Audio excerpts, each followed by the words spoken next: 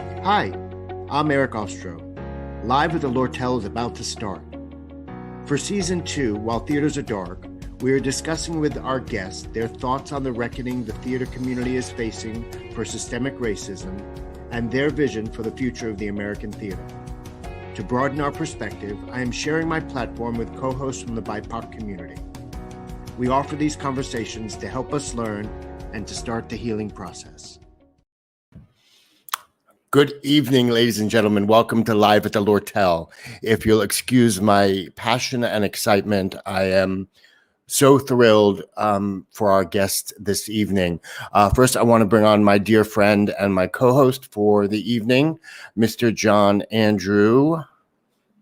John. Good evening, everyone. Good evening. Hello. Good evening, and thank you. It's because of you that we have this incredible guest. We are in the presence of royalty.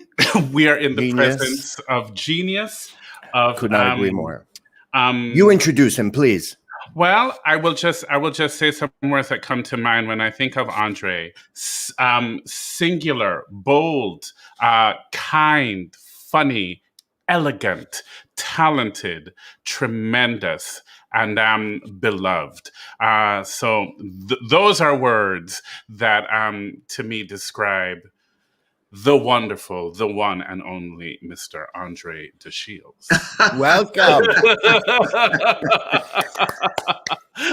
How can I possibly follow that introduction? The interview is over. Okay, good night. Good night, everyone. Good night. Andre, it is such an honor. I'm so happy to meet you. We actually met one day you were finishing Hadestown and you were coming out, and I was with my friend Lou Libator, and we ran up to you and said how wonderful you were in the show. And of course, as always, you couldn't have been kinder and sweeter and nice. And so I'm sure you remember that as a huge part of your life. So I absolutely do. Absolutely do. Wow, you're a good actor. Well, we always start off with, how have you been doing? I mean, it's been a year of complete madness. Obviously the show shut down.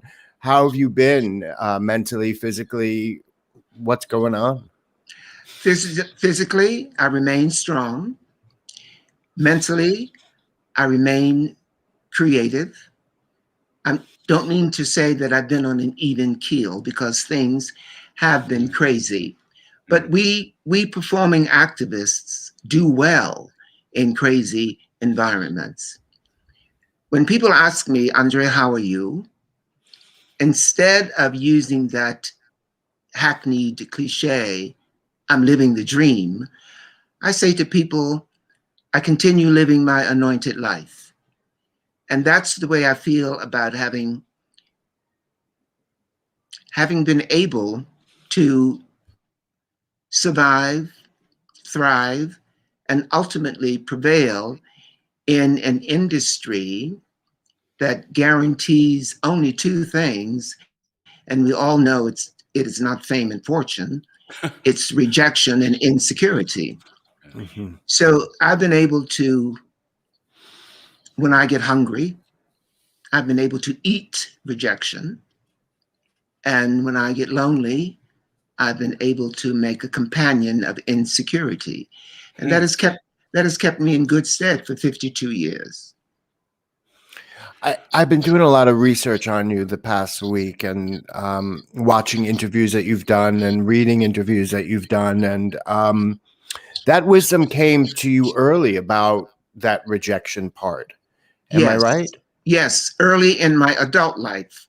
I certainly didn't know it when I experienced my initial epiphany when I was 9 years old. No, but as I grew and attended the University of Hard Knocks, I realized that just as in my public school education, when we had to pass tests in order to move from one grade to the next and be prepared for these pop-up quizzes, that's what life in the theater is like.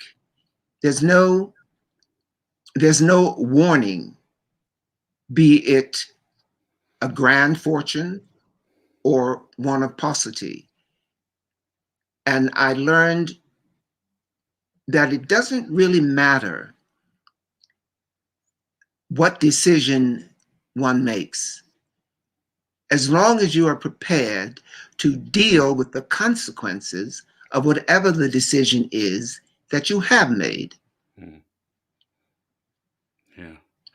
I love that. You just mentioned an epiphany at 9. Was that epiphany when you knew you were meant to be a performer? And if so, can you tell us about that moment when you realized that you had the gift or the desire, well, both the desire and the gift to do this work? I can share it with you, but I resist calling it the moment when I knew I was going to be a performer. And in the jargon of the BIPOC community, I will say that I have vivid memories of when I was first seen. I was 9 in Baltimore, Maryland, and the largesse that my parents would shower us with once a week when Dad brought home his $35 and Mom would take it and do miracles with it. But each of the children would receive 25 cents. Now we're talking about the late 50s, early 60s. Every Black neighborhood has a cathedral of entertainment, if you will, because in the 50s and 60s, we're talking about what we affectionately call the Chitlin circuit. Mm-hmm. Baltimore was a very segregated city, and you knew instinctively when you were crossing the line.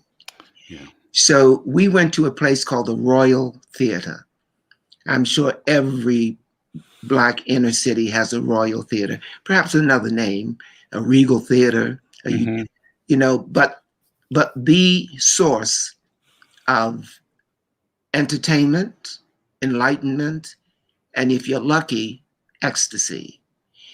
So we would go on Saturday, right? Because the eagle flies on Friday. We would go on Saturday, and for 15 cents, you could get into the movie house. And you had a dime left over to buy a box of Milk Duds or whatever your preference was. Now, here's the magic of that experience. The reel would start at 9 a.m. and it would play continuously until 9 p.m. Huh. And parents never had to worry about where the children were. They were in the movie house. 10 hours later, they'd be at home. And of course, the fare was always Westerns, for instance, Hopalong Cassidy, Gene Autry, Roy and Dale Rogers and their horse Trigger, Flash Gordon, which was an adventure in outer space, but was actually a Western on an aluminum rocket, that kind of thing. And then on special occasions, it was always a film featuring Fred Astaire and Ginger Rogers. Mm-hmm. And it would blow my mind. But even as a young child, I realized that I wasn't being reflected on the silver screen. It didn't freak me out. It didn't cause me great distress. I wasn't depressed. I didn't become a bad youth because of that. But I knew something in this picture was missing. Then one fateful Saturday, the feature-length movie was Cabin in the Sky. Now, I can tell by the way everyone is sighing. We understand that Cabin in the Sky was a feature-length film in black and white, directed by Vincent Minnelli, Yes, the husband of Judy Garland and the father of Liza Minnelli. Mm-hmm. Starring seemingly every world-class Black entertainer of the era. Lena Horne, Mm-hmm. Ethel Waters, Eddie Rochester Anderson, the Duke Ellington Orchestra, Bill Bailey, Louis Armstrong, Mantan Moreland, and on like that. But the individual who changed my life, who offered me the epiphany, who, when he performed, I felt I was being seen. I was being legitimatized. John Sublette. His performing name was Bubbles.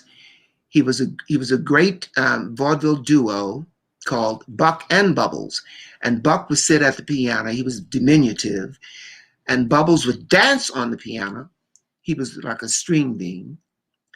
And in Cabin in the Sky, Bubbles sang this song that became my audition song, Shine. And every work that you've seen me do, I won by singing that song that I discovered in Cabin in the Sky. Because it is such a racist piece of material that it shocked the 17 people sitting at the table trying to eat their tuna fish sandwich. While I'm trying to sing my 16 bars, that sort of thing. That it stopped them. And they would listen to it. So it was a matter of, do we want to go that bold? Right? Because it was something they had never heard before, performed by a kind of individual they had never seen before. So that was my epiphany. 9 years old, John Bubbles. Now, John Bubbles was the muse for George and Ira Gershwin for Sportin' Life in Porgy and Bess. Yeah. Wow. Now, now tell me if I'm taking too much time, but no, please go. We fast forward. Now that would have been 1950. I'm going to say 58 because I like these symmetrical bookends. 1958. In 1978, I opened on Broadway in Ain't Misbehavin' with the incomparable Ken Page, Amelia McQueen, Nell Carter, and Charlene Woodard. Which was Irene Cara first, correct? Well, Charlene Woodard was never Irene Cara. Oh. But I hear what you're saying. But the character, the role she played. Oh, I see. Okay. Was Irene Cara off Broadway at the Manhattan Theater Club when it was up on East 73rd Street, right? Now, Irene Cara had this huge dilemma. When we were moving to Broadway, she was offered the film Fame. So it's, oh my dear, what do I do? Do I go to Broadway with Ain't Misbehavin'? Wealth of riches, right? Right. Or do I go to Hollywood with Fame? But the universe conspires with us to cause our destinies to rise up in front of us. And that's what happened with Irene Cara. The window opens, the door opens for one person to go through in one direction and the other individual to enter from a different direction. So Irene Cara was tattooed with Fame and Charlene Woodard was tattooed with Ain't Misbehavin'. But I mentioned that because 58, 78. In 1978, after some research, because I was doing my moonlighting gig after Ain't Misbehavin' had won its Tony for Best Musical, not Best Review. And I was moonlighting on the weekends in a show that I created called Midnight. So on Friday and Saturday after the show, I would go down to the East Village at a place called Reno Sweeney's. And at midnight, I would do my show, which was a tribute to John Bubbles. So I did some research and found where he was living in Los Angeles. And I rang him, and it took 7 telephone calls before he understood he wasn't being pranked. Because I would explain to him what I just shared with you. You were my epiphany. You opened the door to my career. You were the inspiration for my blazing that trail. Finally, he figured, okay, at least he's persistent. He perseveres. So, long story short, I brought him from California to New York so he could be in my opening night. Now, how many years had passed from 58 to 78? 20. John Bubbles was now in a wheelchair, having suffered several strokes, but he still had that force that had animated him in Cabin in the Sky. And I said to him, this is how I want to thank you for showing me the way. And he was here for a week, and for that week, he was rediscovered because people thought, John Bubbles, where can he be now? He was rediscovered by the Village Voice, Michael Feingold, the New York Times. The reviewer at the time went on to do op-eds. I can't think of his name right now, but you know what I'm saying. He had a resurgence of his career, and we were both so full of emotion that could have happened. Wow. I think it's so lovely, Andre, that you were able to honor someone that inspired you so much, and I hope you feel how you have inspired a whole another generation of actors. And there's just something I'm struck by the passing of the torch, as it were, the legacy of this, because when I was doing Strange Loop, all of us were like, we're here because of Andre DeShields. We're here because you were able to be so singular and so bold. And I'm realizing that there's not really a question, that I'm just really gushing at you to let you know that I love that you're talking about this legacy and where this came from. So I guess the question is, do you feel the love that people have for you, especially Black actors? I do. I do indeed. I feel it, and I try my best to return it tenfold. But the genuine lesson from this is that I continue to learn is, if I'm blessed with an opportunity to create a character, to blaze a trail, to open a door, I'm not going to be greedy about it. I'm not going to be jealous about it. I'm going to leave that door open for those individuals who are following in my wake, for those individuals who, I don't even mean who need a leg up, but simply who need to be pointed in the direction of the beacon, of the lighthouse. Because once you see the light, you just follow it. Yeah. But you can't see the light if people are achieving success and closing the door. Right. That's true. You've got to leave the door open. Yeah. Which leads me to, I'd love to go back a little bit with my first time seeing you. First Broadway show my parents took me to see was The Wiz. Come on! And I was probably, yes, sir, I was probably a little young to go, but because they had to, I kept running out of my seat to run up to the stage.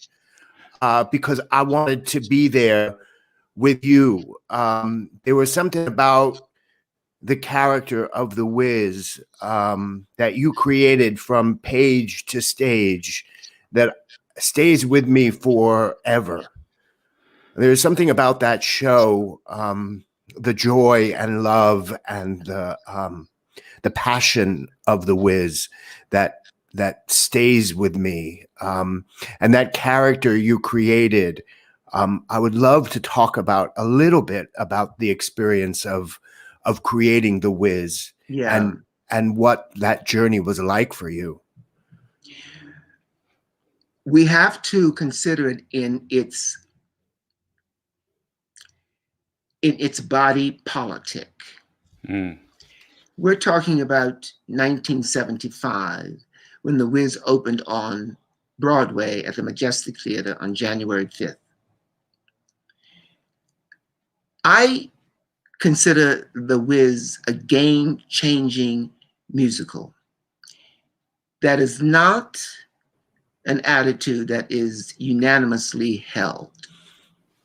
And one of the reasons that it isn't true, one of the reasons that the Wiz has not been welcomed into the canon of classic Broadway musicals is because it received a chilly reception from the white critic power brokers. The question was asked, why do we need a Black version of a piece of entertainment that has already been proven to be brilliant? Of course, that was the film, right?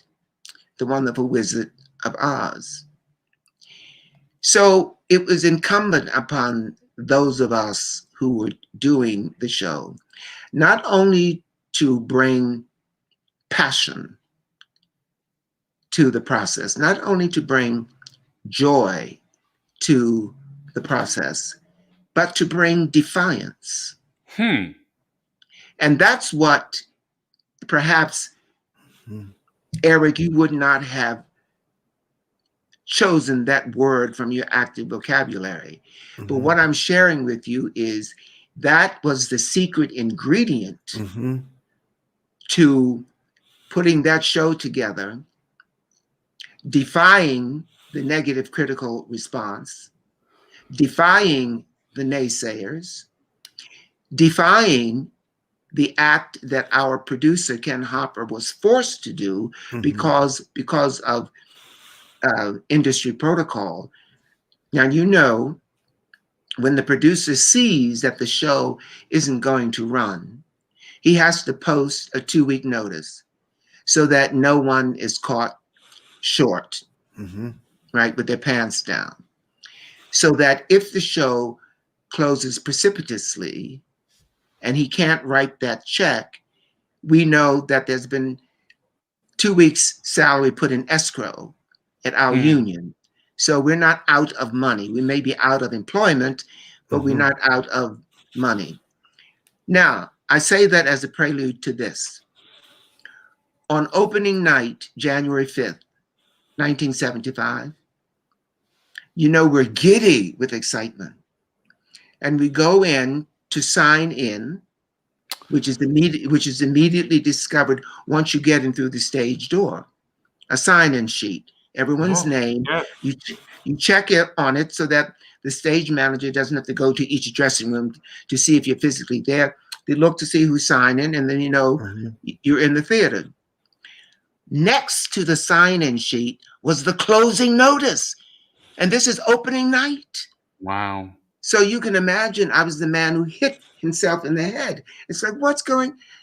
But that's what I'm saying. That was a huge serving of rejection and insecurity on opening night. Now you cannot let that tear you asunder. You cannot let that rend your heart. You have to eat it.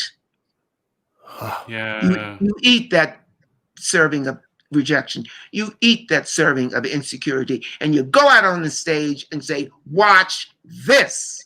Yeah. Mm-hmm. Now, the other part of the body politic is, and there's remnant of it still, there is a reason why Broadway is called the Great White Way. The literal reason is the Industrial Revolution, the discovery of electricity, and all of those chasing lights were put up on all the marquees, so that an evening on Broadway looked like daylight. So that was the idea of the Great White Way. It was never dark because of the discovery of the electric light. However, it wasn't long before it took on that second meaning, the Great White Way, because it was exclusively white. Mm-hmm. Now, just to give you two examples of how exclusively white it was, the first great Black Broadway performer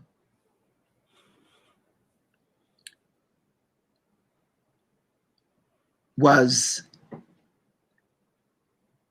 help me out, John. Robeson? No. I'll tell you. His signature song was "Nobody." Burt Williams. The first Black successful Broadway performer was Burt Williams, and he made his debut in the Ziegfeld Follies. Oh. Right? In his contract, Mr. Ziegfeld put a codicil that he could never appear on stage in the presence of a white performer, which is why he became a brilliant, incomparable soloist. Wow. Yeah, that's wow. Okay. So that's how exclusively white Broadway was. In 1975, Broadway wasn't exclusively white, but it was an inhospitable environment for Black performers and Black audiences. So in 1975, less than 3% of the Broadway audience was made up of people of color. So whether they attended or not didn't matter. No. They weren't moving the weekly nut. Mm-hmm. Ken Harper, still in desperate straits, sold his rights to The Wiz to 20th Century Fox. Oh. So that he, now here's an innovator, so that he could make one of the earliest live action commercials to go into the homes of the people on television, right? Yeah. So I remember that the commercial. It would invade the homes of the people who were sitting on the couches becoming potatoes and saying, "Get up off your Black asses. There's something on Broadway not only reflecting you, not only representing you, but is going to die if you don't come out and spend some money." And money in that day, an orchestra seat was $12.75. Right. Yeah. So come on, folks.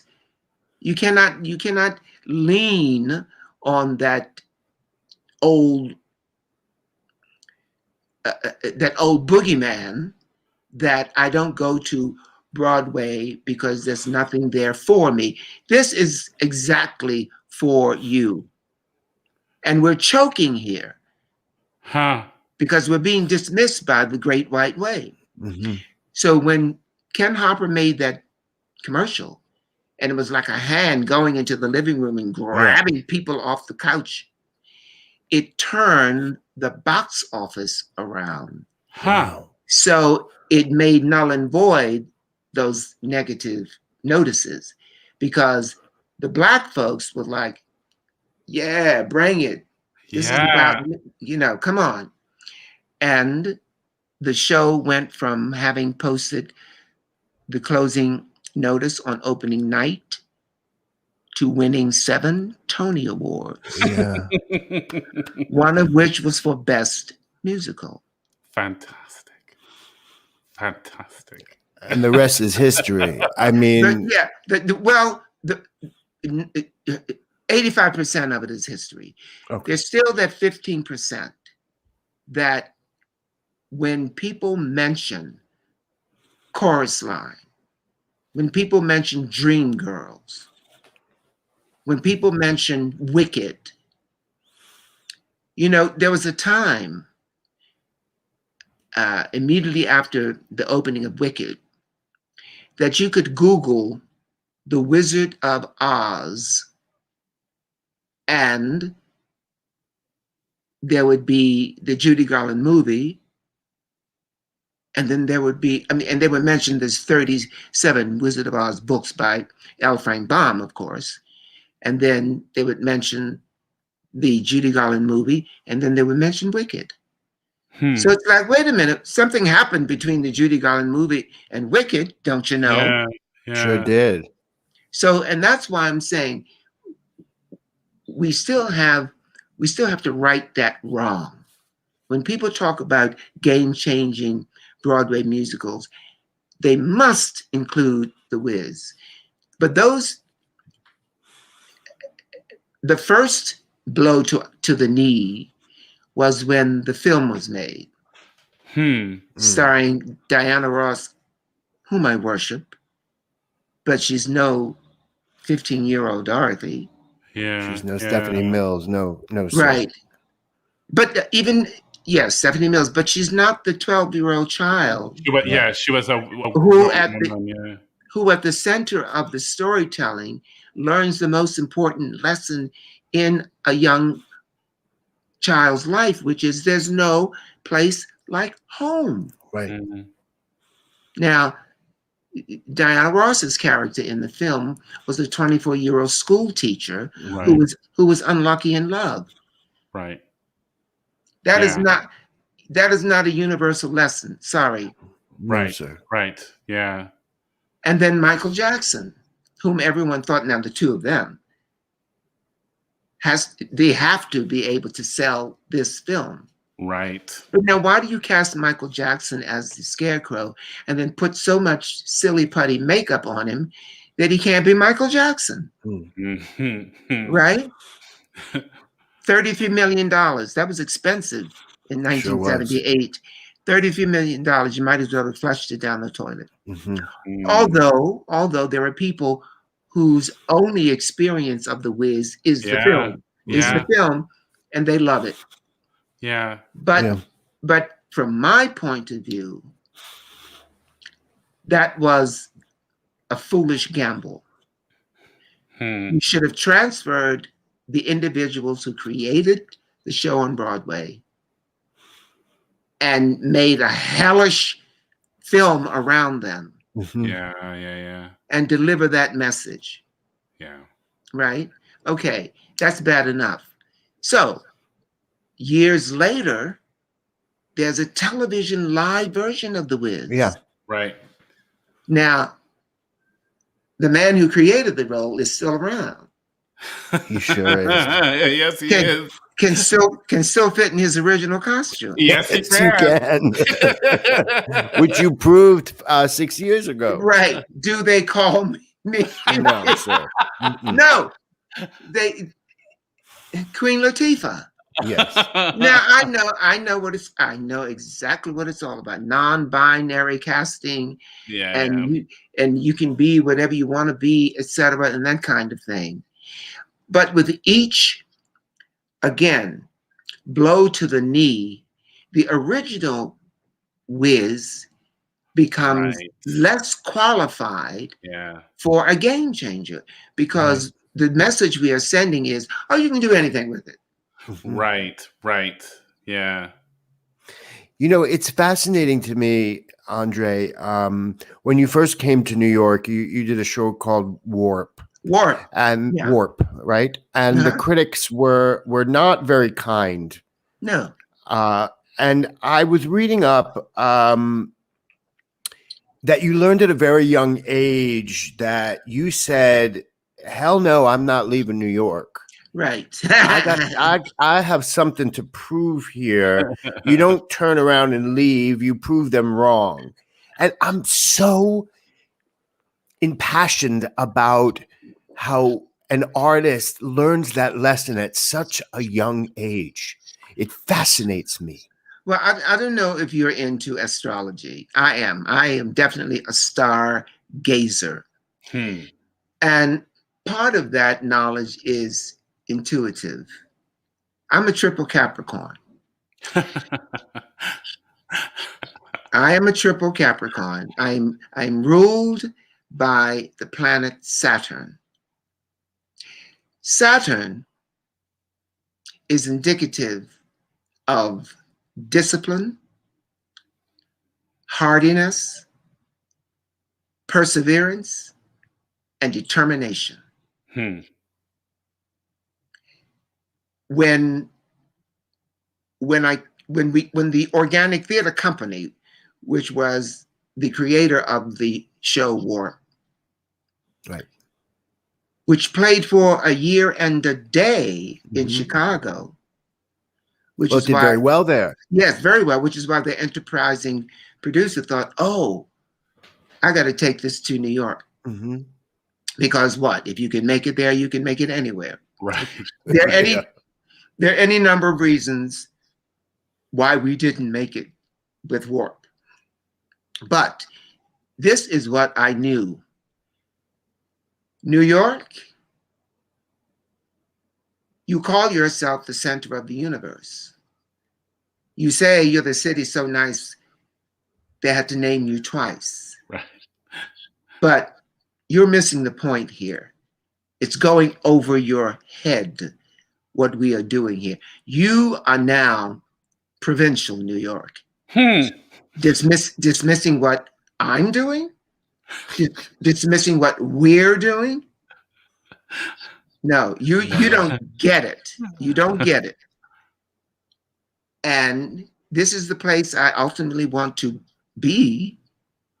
And since you have thrown down the gauntlet, I'm going to take the challenge. I'm going to take the challenge. And if it takes me 50 years, which it did,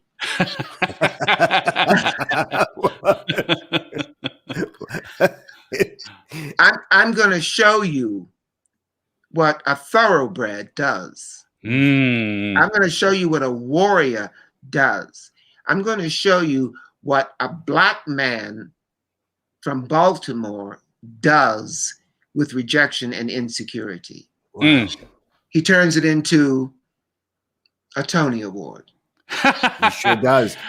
And a hell of a career on top of that, too. Talk to us about winning the Tony Award. What did that feel like after all and of the that speech? time? I want to talk about the speech. Yeah.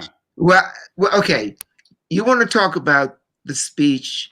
Yes, my sir. three cardinal rules. Yes, I want to hear it again. I want our students to hear it. Hold on, I will get there. Okay, sorry. Before I get to that part, because no one remembers this except for the people whose hearts I pierced by saying it. I started my acceptance speech by saying, Baltimore, are you in the house?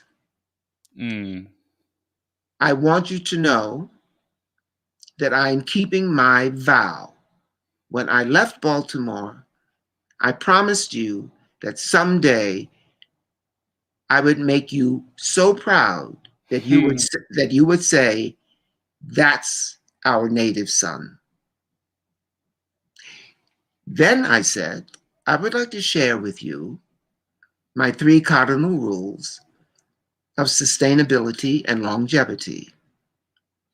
And they are cardinal rule number 1.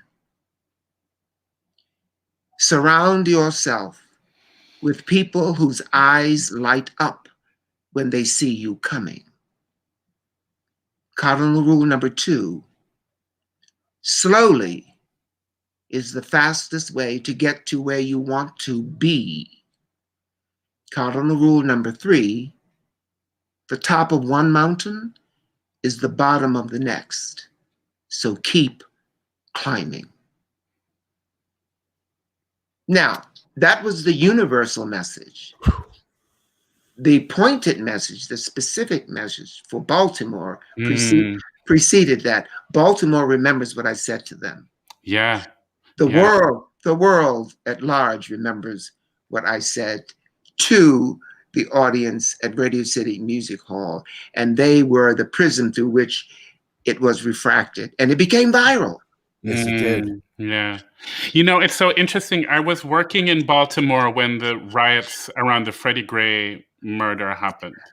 And it was really astounding to be there at that time and see the racial divide. Like, you're not lying when you say you walk one street and it's a completely different world. Right. And so, yeah, I'm well, Freddie Gray, that's my neighborhood.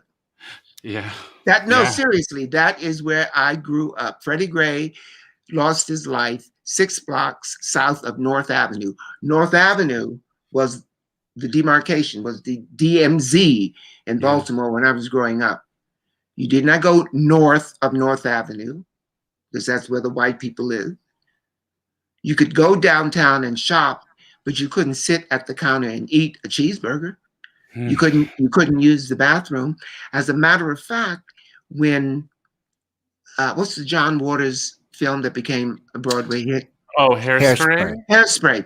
When Hairspray did its national tour, a friend of mine was playing Motormouth Mabel. Yeah. And it went to Baltimore. Mm-hmm. So I followed it to Baltimore and took my family members. And the friend of mine in the show invited us backstage. And I said to her, may I be intrusive and ask to meet your company? And she responded, intrusive, they would want to meet you. Mm-hmm. So I said, great. So we gathered in the green room very briefly because I wanted them to understand that they were touring in Hairspray, playing the Hippodrome Theater, where I could not go as a young man when the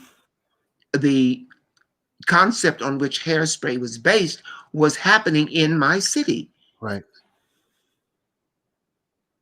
And I wanted them to understand maybe it wasn't conscious in terms of the performers, but they needed to know that they were making history. The Hippodrome Theater. I could not go to the Hippodrome Theater.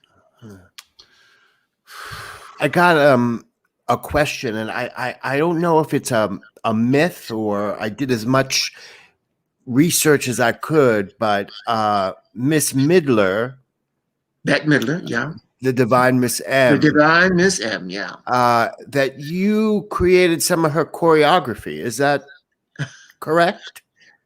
This is what's correct. Okay, thank you. Please. I was the first person to choreograph her harlots.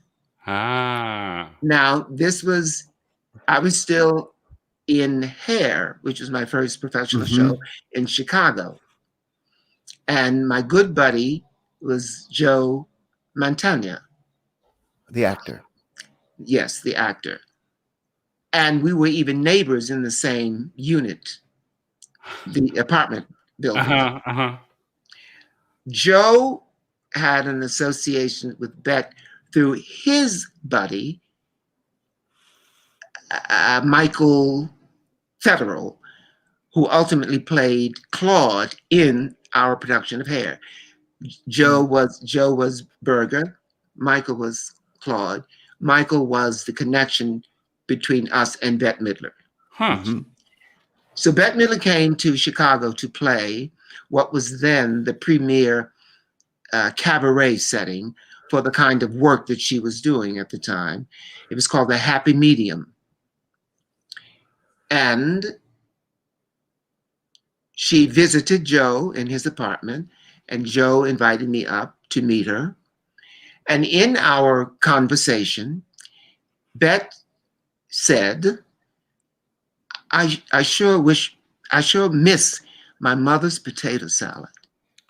Now, you know, Bet is from Hawaii, Mhm. Yeah. right?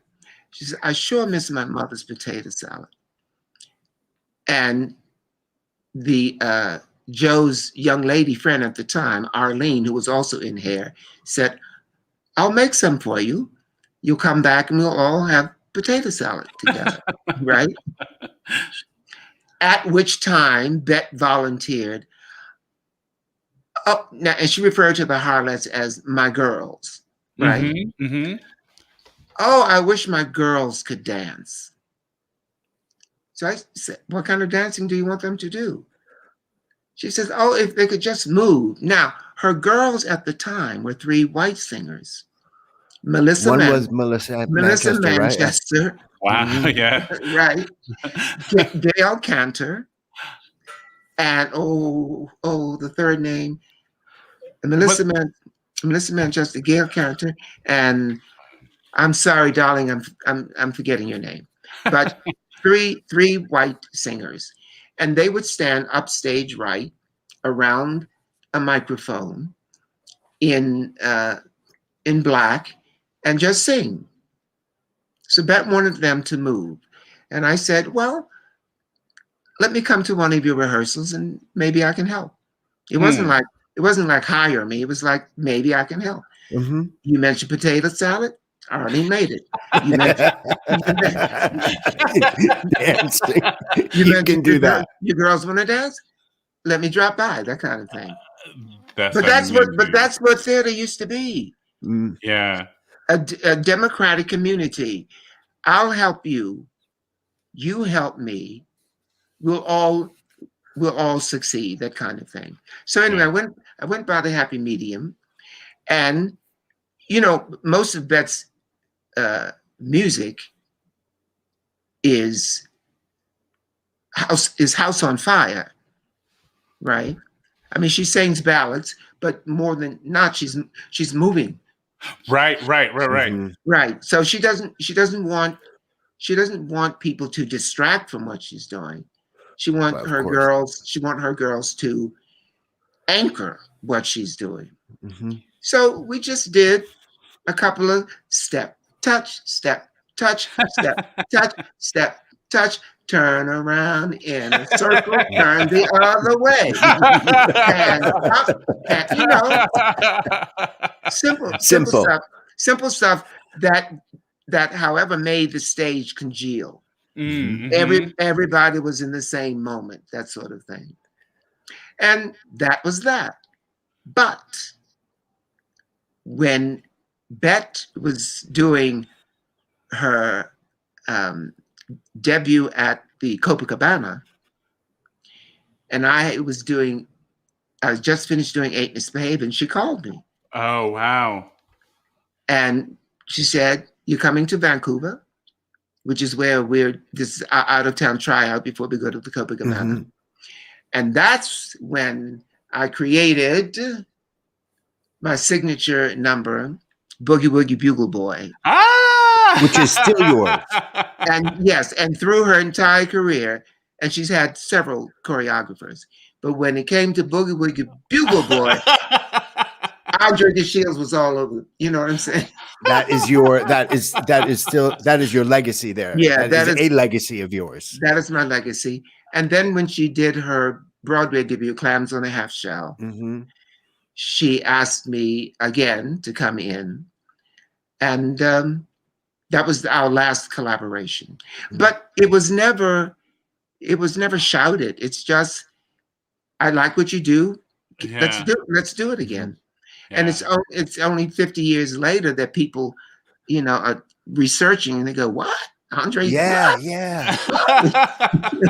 we have one more connection, Andre, that I would love to talk about. And in the 70s, we share a love for Donna Summer and her song Spring Affair.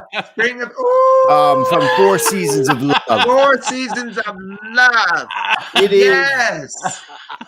I'm not sure why I was born when I was born, but I feel in my head that I should have been at Studio 54 at that time. I beg you. I was. I know. I beg you to take me back a little bit to that time. As a matter of fact, of what it was like. As a matter of fact, I never had any problems being a good neighbor until that album was released. And I was living in Chelsea at the time, and I was living on the ground floor. And that was the time we had stereo speakers.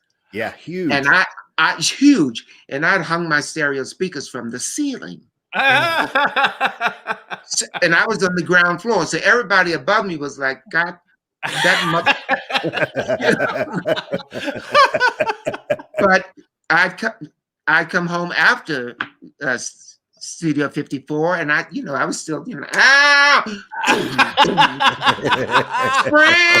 affair. And then there would be the knock on the door. But yeah, and that was one of the craziest, highest moments of being in the Wiz, because I won't say Studio 54 invented the velvet rope, but not everyone could get into Studio 54. Right. And we would finish doing the Wiz and then put on our major drag.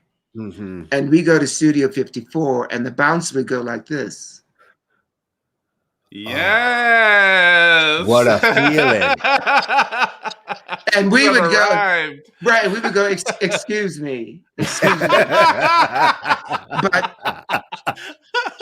But we're going to do something you can't do. What? We're going in.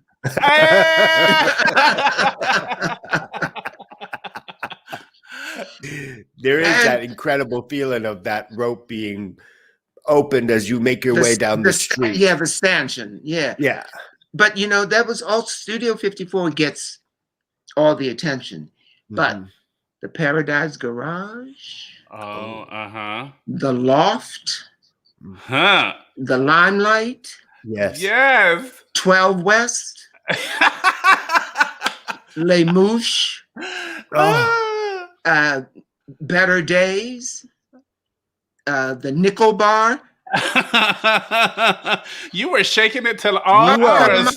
Busy man after the Wiz every night. Yeah. And because we were young, we were hungry, we were full of energy, we were invincible. So because Friday and Saturday night were the big nights. So Friday we finished the show 11:30. You go home, you shower, because you were a square if you arrived at the club before 1 a.m.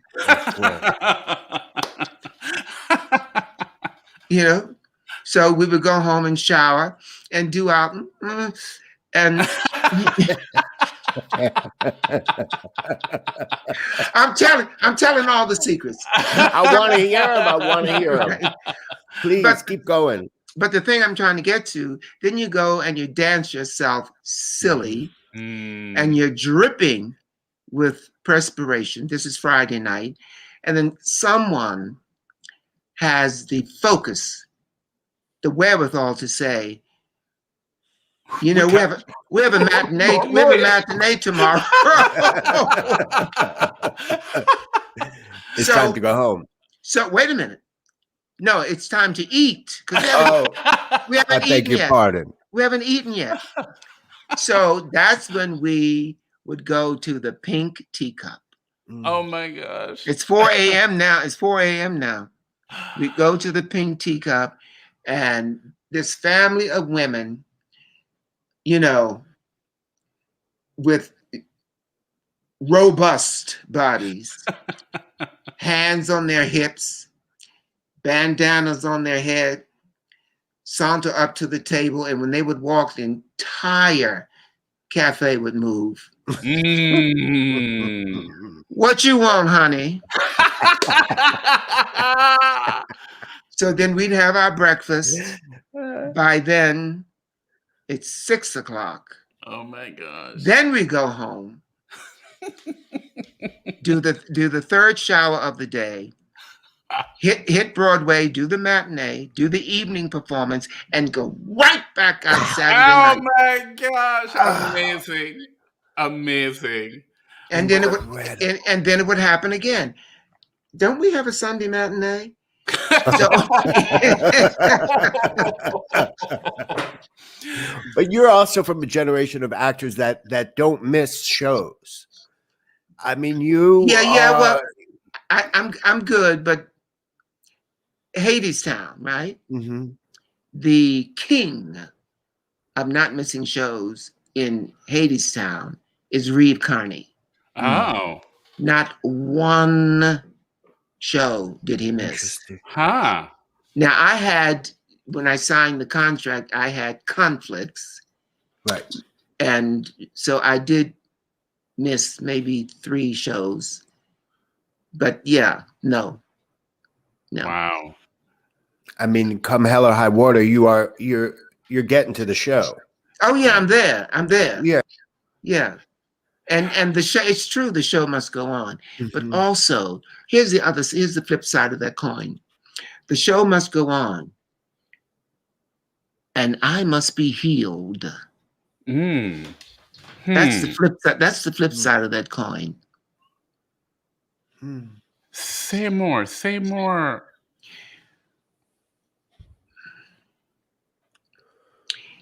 Just as I referred to the Royal Movie House in Baltimore as a cathedral, Mhm. one of the reasons why so many of us were devastated by the closing of Broadway is because the theater is the alternative to church. Mm. You go to these venues for the same purpose. Where else do a group of people come together for communion, Mhm. for prayer, Mhm. for healing? Mm. If you're not in the church or the temple, you're at the theater. Yeah. And what is the common ground is, now, not many people who go to the theater will articulate it this way. People who go to church and the temple will, but people in the theater, audiences, will not articulate it this way. But people go to the theater because they want questions answered. They want problems solved. Hmm. They want crises resolved. They want burdens lifted. Hmm. They want yokes broken. And that's what we do. We are the healers. Hmm. We bring the balm, be it in Gilead or Mhm. some other place. We bring it to the community. Mm. And that's, it is. No, go ahead, please. I simply wanted to say, and that's one of the reasons for the great success of Hadestown. Because people came for entertainment. People came for entertainment and they got it in spades. Yeah. People came for enlightenment and they got it Got in it. spades. And then the topping, the cherry, was that they came and left with a beautiful catharsis, which is what I call ecstasy. Right. So their plates were full. Their plates were That- full.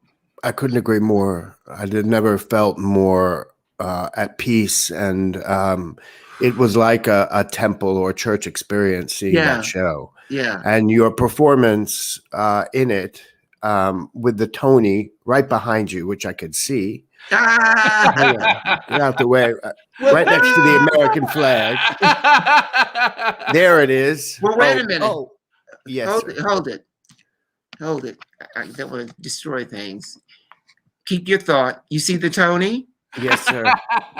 That's the Grammy. Oh, Yes. Okay. And is that an Emmy? That's the Emmy. yes.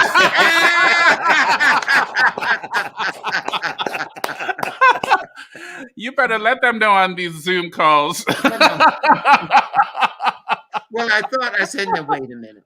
I can't have them asking, where is your, there it is. It's right here. No, it is right on. It looks like, when you get the medals at the Olympics, Right. gold, silver, bronze. Well, I thought about wearing them around my neck, but that would have Heavy. It's heavy. that would have been a yoke. That would have been a But- yoke. Yes. But the point I'm simply making is when that happens, I am healed because I have served. Yeah. That was one of my last questions to ask. You talk about the art of being an artist is service. Yeah. And I would love for you to talk a little bit about that more. Just what I know what service is. I know what it means to me, but what does it mean to you?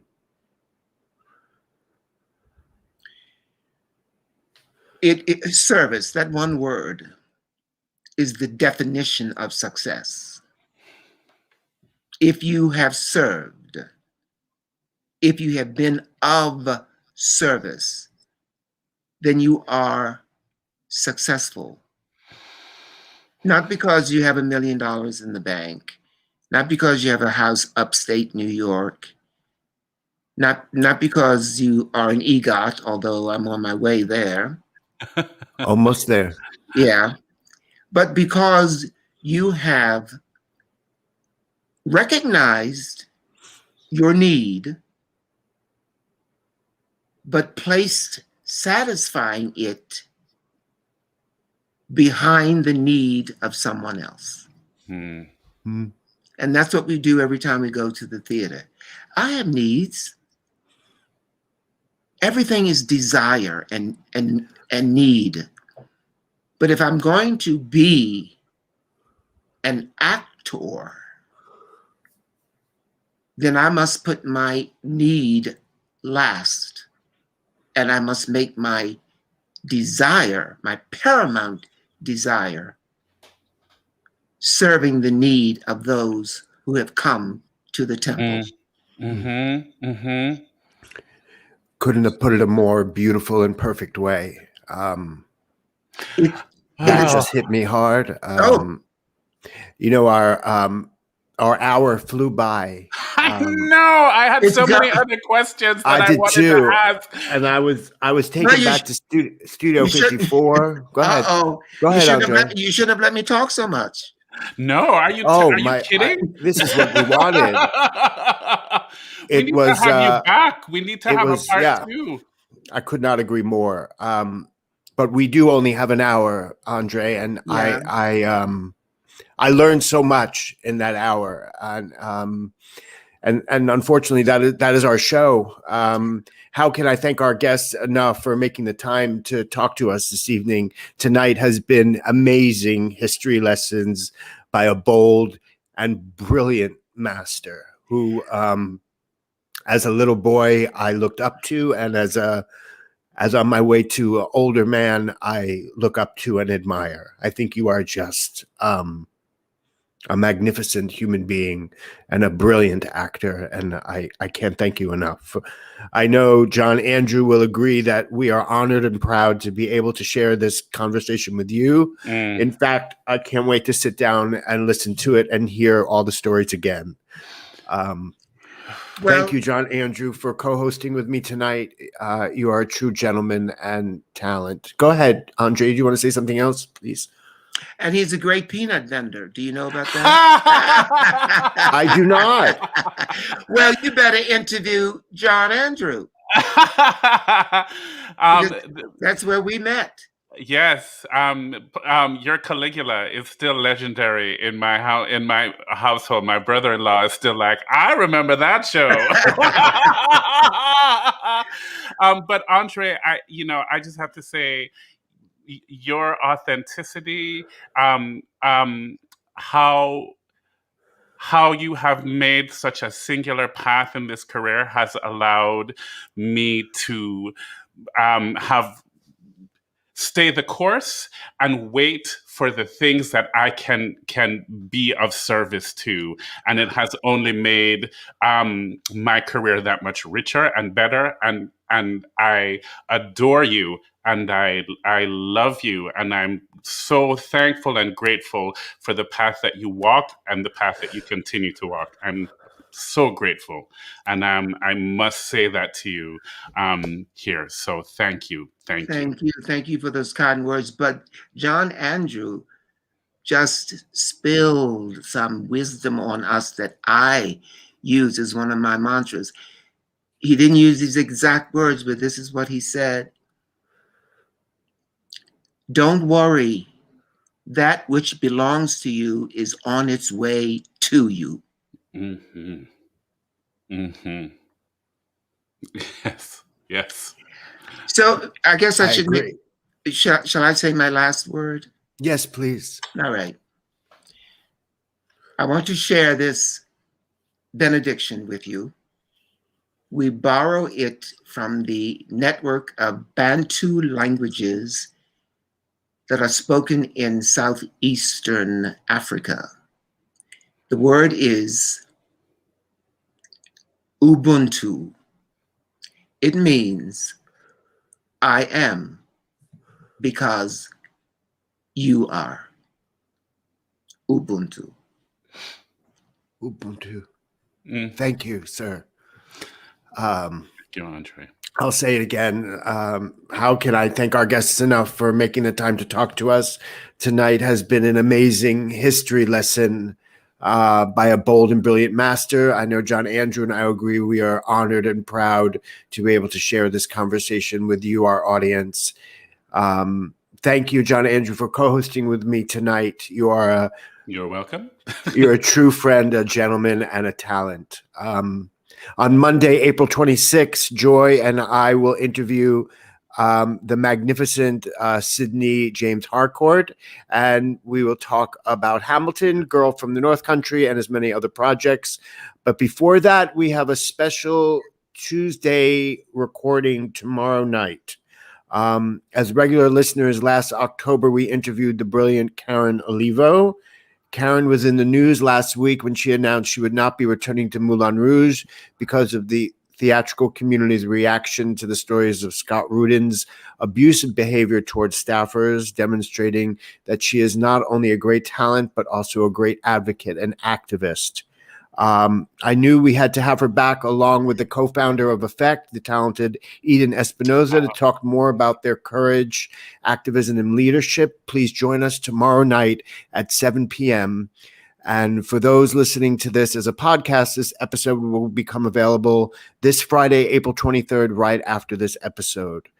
We hope you enjoyed our show as much as John Andrew and I did. I had the best time of my life. If you did, please take a moment and press the like button and subscribe for news about upcoming guests. Check out our website, liveathelortel.com.